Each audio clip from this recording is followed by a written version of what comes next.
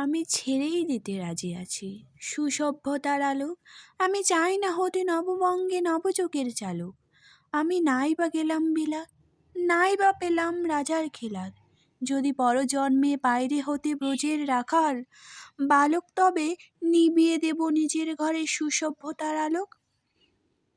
যারা নিত্য কেবল ধেনু চড়ায় বংশী বটের তলে, যারা গুঞ্জা ফুলের মালা গেথে পড়ে পড়ায় গলে, যারা বৃন্দাবনের বনে সদাই শ্যামের বাঁশি শোনে, যারা যমুনাতে ঝাঁপিয়ে পড়ে শীতল কালো জলে, যারা নিত্য কেবল ধেনু চড়ায় বংশী বটের তলে।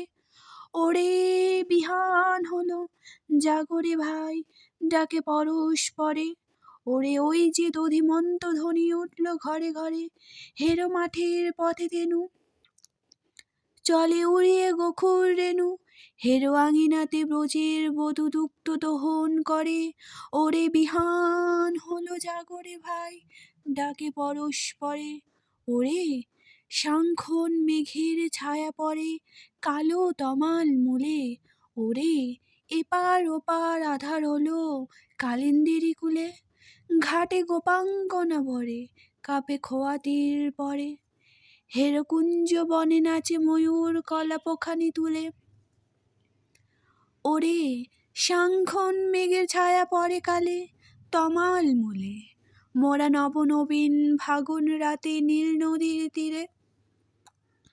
কোথা যাব চলিয়া অশোক বনে শিখি পুঞ্জ শিরে। যবে দোলার ফুলরাশি দিবে নিপ শিখায় কষি।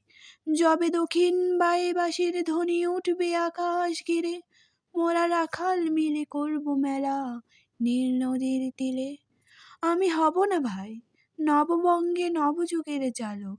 আমি জ্বালাবো না আধার দেশে সুসভ্যতার আলো। যদি ননি ছানার গায়ে কোথাও অসুখ নিবিড় ছায়ে, আমি কোনো জন্মে পারি হতে ব্রজের গোপবাল।